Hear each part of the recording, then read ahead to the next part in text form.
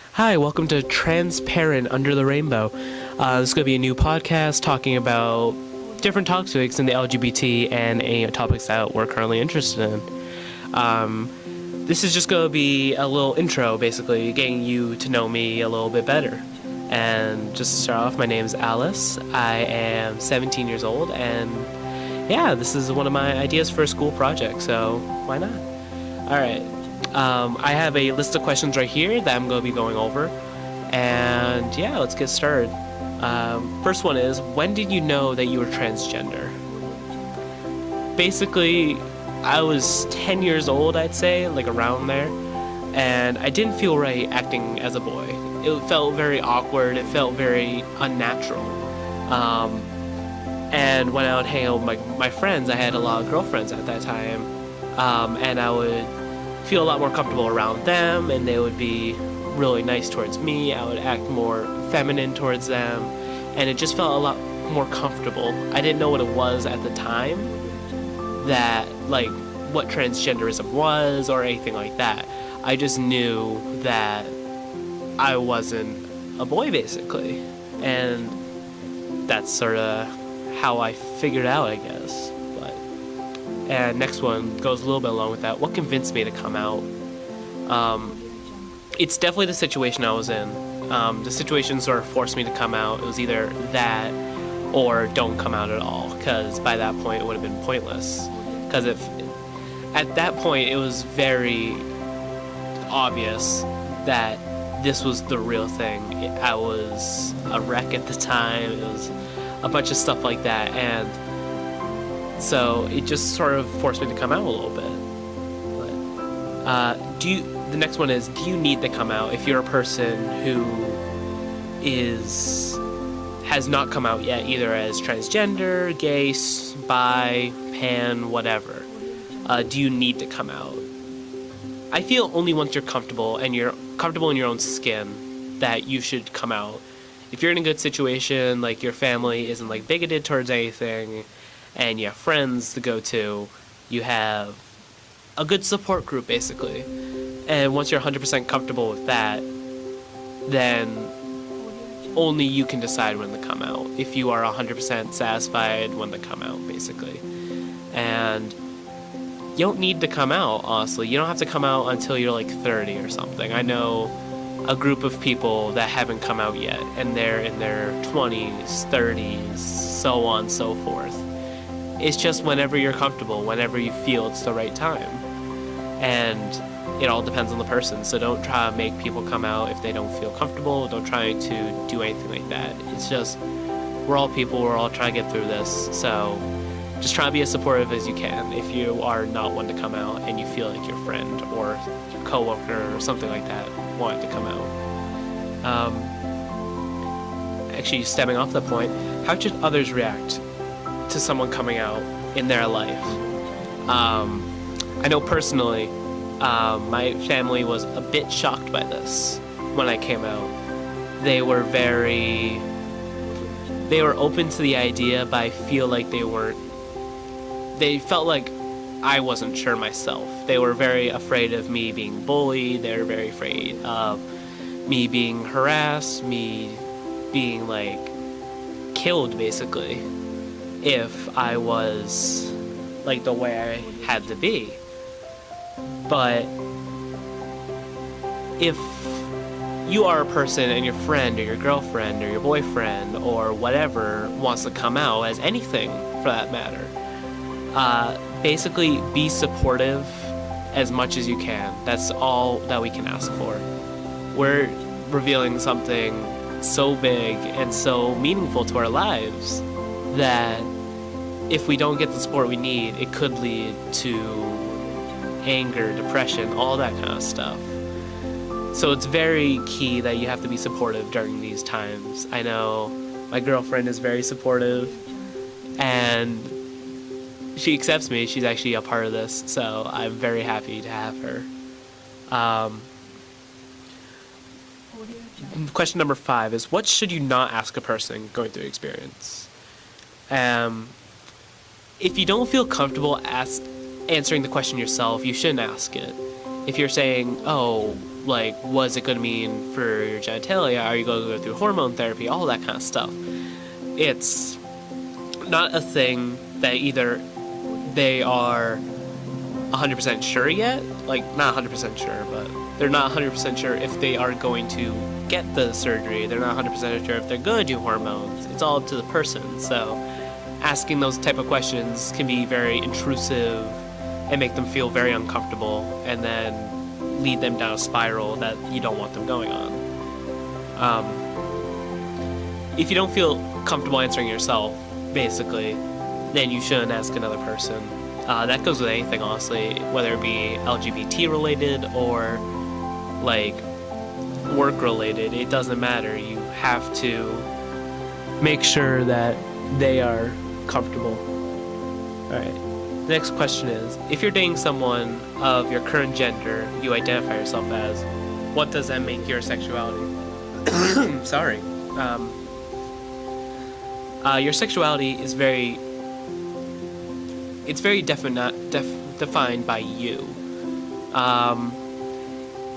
Me currently, I am dating a woman, and I identify myself as a woman. So technically, that would make me a lesbian, or bisexual, pansexual, all that kind of stuff. I identify myself as pansexual, but I know people that are saying, "Oh, I'm straight," but they are dating someone of their opposite gender or same gender as they are transgender. It's all up to the person. It's defined by love and not who you're dating, basically. If you love the same gender, then you love the same gender. If you love the opposite gender, you love the opposite gender. It's all just defined about that. Would someone going through this experience during school make you more fearful of the real world or more comfortable? This one is a rough one because, again, I'm currently in high school, going into the real world very, very soon. So, but personally, it makes me feel more comfortable that I'm out. I am accepting of myself, basically, and that's all I could ever ask for. And the fact that I'm accepting of myself makes it easier to take rejection and everything like that. So I feel more comfortable being transgender, openly transgender in the high school setting, so I know how to deal with things for the future. I know that's only my personal experience, and everyone else's might not be as black and white. You could go through there's 100 different situations that someone can go through, and it's all up to the person, basically. So, going on, are people open to discussions and questions? Me personally, I am very open to discussion and questions. That's sort of why I wanted to start this podcast. I've been thinking of it since junior year, a little bit sophomore year, like the end of sophomore year, and I feel like I accept myself enough to answer these questions, but someone who's just recently come out or anything like that, it might be a little bit more difficult for them to answer questions. Or people that just don't want to answer questions, honestly.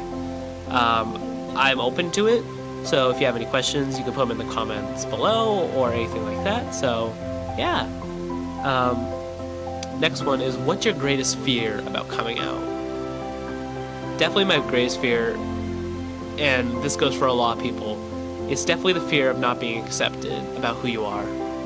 Because if you don't know who you are, and if you know who you are and people don't accept that, and they see you as your past self or your straight self or anything like that, it's very difficult to live like that.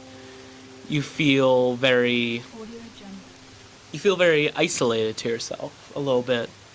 You feel very empty a little bit. It's a very damaging thing if someone doesn't accept who you are.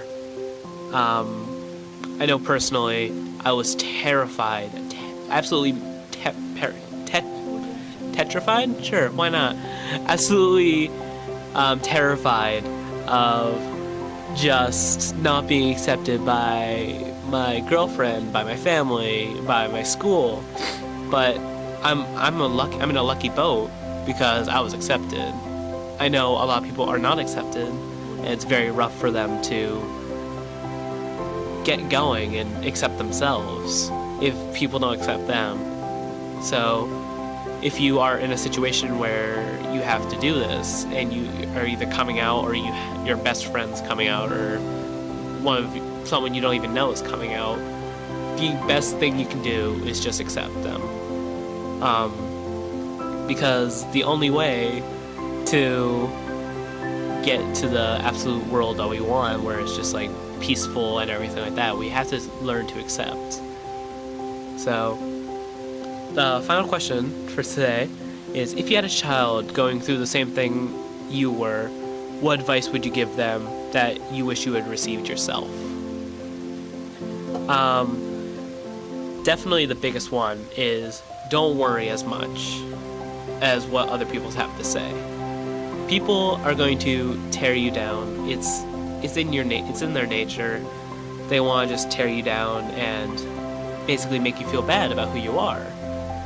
But the biggest thing is definitely accept who you are, and if you accept yourself, then there's absolutely nothing anyone can do to ultimately change that. You are you, and there's no one else better that you can be. And definitely, if they were going through school at the time and they're having these issues, people in school don't matter, honestly. There's very few that matter. You could go your entire life and get to high school, think it means the absolute world, but the main thing is you're probably not going to see these people in the future. You're going to go to college, you're going to go to different states, you're going to go to different countries. It doesn't matter. You just gotta accept yourself. Keeping everything bottled in can just absolutely destroy you. And know that if someone doesn't accept you, it's on them. It's not on you. It's very much, if you don't accept yourself, then there's nothing they can do about it. If you don't accept yourself, then basically, what's the point? Like, if you come out to the world and you don't accept that, then why come out? So, yeah. Basically for today, major message to bring home is, don't keep everything bottled in. If you are in a good situation, come out. Just do it for anyone else. Like, convince people to come out if they are comfortable, have your, be accepting of everyone and be the best person that you can be.